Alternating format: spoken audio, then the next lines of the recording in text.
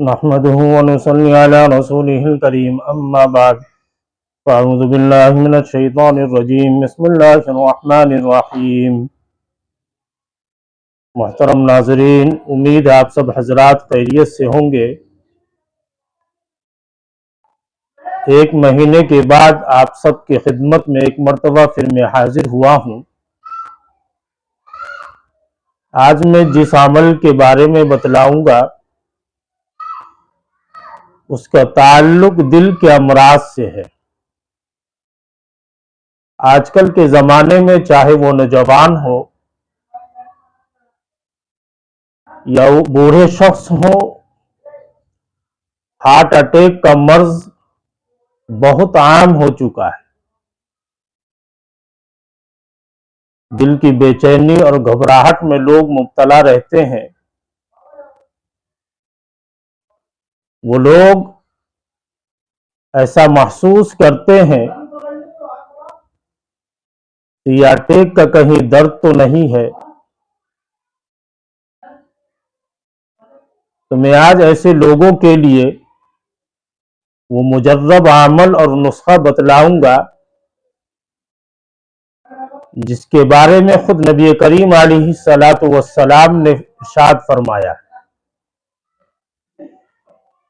فاتح ایران سیدنا سعد بن وقاص رضی اللہ تعالیٰ عنہ فرماتے ہیں کہ میں بیمار ہوا تو نبی کریم علیہ السلام میری عیادت کے لیے گھر پر تشریف لائے اور اپنا دست مبارک میرے دونوں کندھوں کے درمیان رکھا تو اس کی ٹھنڈک میرے سینے میں سرایت کر گئی۔ کیا خوش نصیب لوگ تھے وہ جنہیں آپ صلی اللہ علیہ وسلم کی ذات اقدس سے آنکھوں اور سینوں کی ٹھنڈک بیک وقت نصیب ہوتی تھی۔ اللہ تعالی ہم سب اہل ایمان کو قیامت کے روز آپ صلی اللہ علیہ وسلم کی شفاعت سے دلوں کو ٹھنڈک عطا فرمائے۔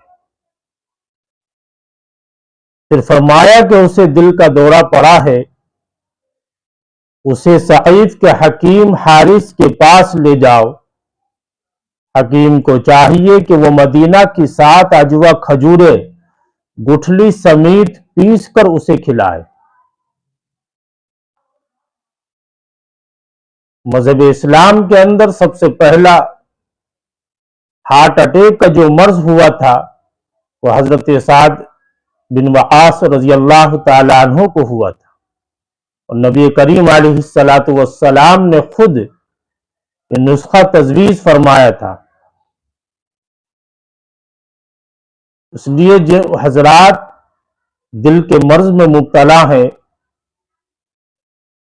یا ان لوگوں کو دل کا دورہ بھی اگر پڑ چکا ہے تو ان کو چاہیے کہ 7 اجوا کھجوریں لے کر گٹھلی سمیت پیس کر کے اس کو استعمال کرے،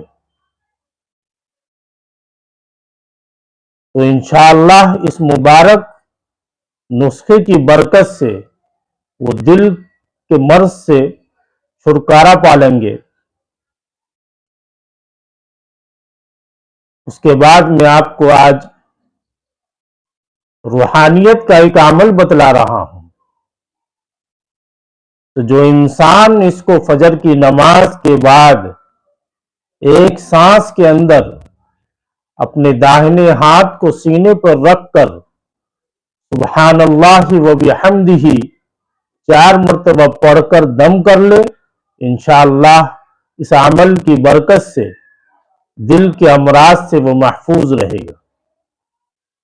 جو انسان فجر کی نماز کے بعد روز اس عمل کو نہیں کر سکتے تو ان کو چاہیے کہ ہفتے کے اندر کسی بھی وقت 111 مرتبہ اس عمل کو پڑھ لے، سبحان اللہ و بحمدہ، اور پانی پہ دم کر کے وہ پانی پی لے اور اپنے سینوں پر دم کر لے۔ انشاءاللہ زندگی میں کبھی ہارٹ اٹیک کا خطرہ نہیں ہوگا، اللہ اپنے حفظ و امان میں رکھے گا۔ اللہ ہم سب کو اس عمل کو کرنے کی توفیق مرحمت فرمائے۔ وآخر دعوانا ان الحمدللہ رب العالمین۔ السلام علیکم ورحمۃ اللہ وبرکاتہ۔